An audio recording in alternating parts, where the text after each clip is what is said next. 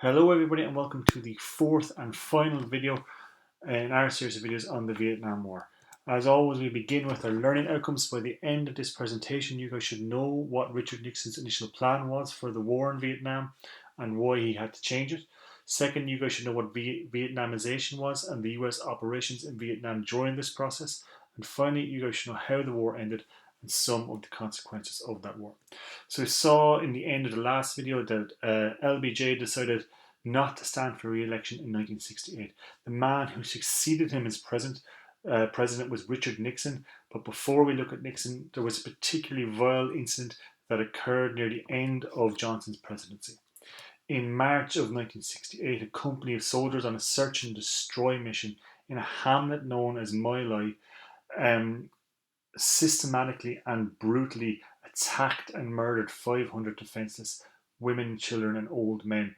The incident was initially covered up by the army with nobody punished for it. However, a journalist called Seymour Hersh unearthed the story, and a year later it made international news and it did further damage to America's reputation and became another turning point in turning people against the war.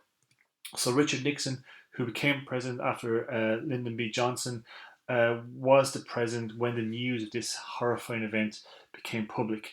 And when he was elected, he said that he had a secret plan to defeat the Vietnamese. However, his plan didn't amount to much more than to bomb Vietnam into submission, lacking any kind of originality. He did, however, decrease the number of US troops in Vietnam, with them having reached their highest levels in 1968, or 500,000 troops, and he brought it down to about 470,000 troops in 1969. Nixon also used what he called his madman theory, where he wanted North Vietnam and its allies, the Soviet Union and China, to believe that he was a completely irrational man and capable of doing anything, including using nuclear weapons, to try to convince them to surrender, or at least let America leave Vietnam with some kind of honor, as he said it. However, in 1969, Nixon launched a new bombing campaign called Operation Menu that not only bombed North and South Vietnam, but also secretly bombed neutral Laos and Cambodia. Details of the bombing of Laos and Cambodia were doctored so that information wouldn't be public, as the anti-war movement at home became a massive issue for Richard Nixon.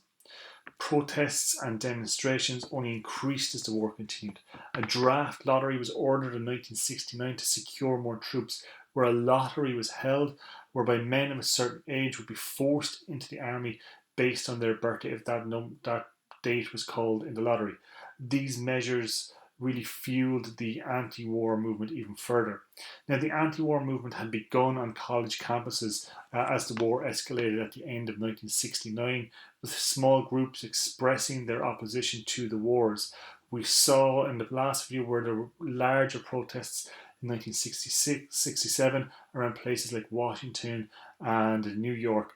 And the movement after this got a boost when the leader of the civil rights movement in America, Martin Luther King, endorsed the anti-war movement, bringing both causes closer together.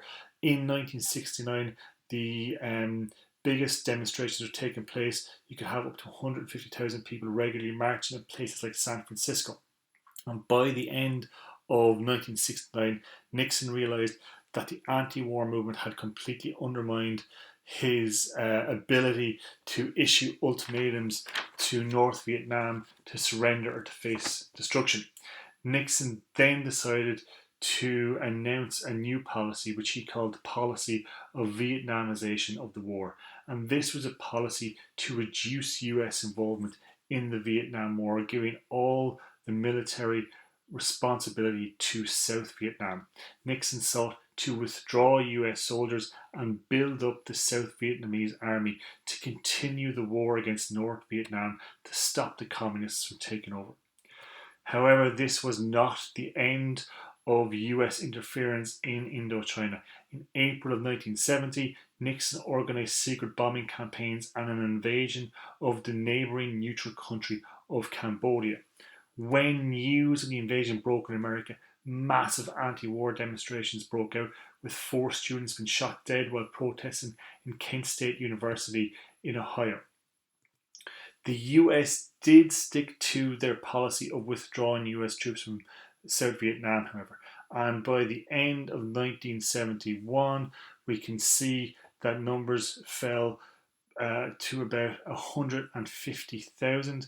As you can see in that graph there, from the figure of over 500,000 in 1968. By the end of the following year of 1972, the number was below 25,000. So in 1972, North Vietnam had launched the Easter Offensive, and in this they took large portions of South Vietnam territory, and they proved that the Vietnamization policy to try to stop North Vietnam was failing. Before Nixon pulled out the last of the US troops from South Vietnam, he launched something called Operation Linebacker, which was the most vicious bombing campaign the US had launched throughout the whole war in Vietnam. And that is saying something because there were some vicious bombing campaigns that went on. They targeted North Vietnam with a particularly heavy campaign taking place over Christmas, over 12 days in December, and these became known as the Christmas bombings, and civilian casualties in North Vietnam really soared at this point. On the 27th of January 1973, Nixon's Secretary of State Henry Kissinger signed the Paris Peace Accords, officially ending US involvement in the Vietnam War, and a truce was called between North and South Vietnam. The truce didn't last long, and in April of 1975, North Vietnam took over the capital city of South Vietnam, Saigon, and they renamed it Ho Chi Minh City after Ho Chi Minh, who had died in 1969 after health complications. In July of 1975, Vietnam was unified under communist rule. The effects of the Vietnam War were wide-ranging. On the death toll side of things, over 2 million civilians were murdered. That is a low-end figure estimate. They don't actually know how many were murdered, but they put it at the low range at around 2 million civilians murdered.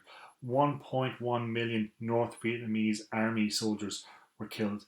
250,000 South Vietnamese troops were killed, and about 58,000 Americans were also killed over in Vietnam. There are still undetonated bombs killing people to this day, not only in Vietnam, but in Laos and Cambodia too. The US escalation of the war in Vietnam completely destabilized Indochina, with it being directly responsible for the rise of a man like Pol Pot in Cambodia, who killed millions of his own citizens in the killing fields of Cambodia. However, one thing it also showed the Vietnam War was that there was one other superpower that was capable of stopping violent US policies, and it wasn't the Soviet Union, but it was in fact public opinion within the United States, and that to this day still stands true. The biggest check on power and policies that are not seen, that are very hegemonic and violent, the best stop on them is public opinion and public protest. So that brings us to the end of our presentation. So by now you guys should know what Nixon's initial plan for the war in Vietnam was and why he had to change it. You guys should know what Vietnamization was and the US operations in Vietnam during this process. And finally, you guys should know how the war ended and some of the consequences of the war. Thanks for watching. Hope you guys got something good from this video.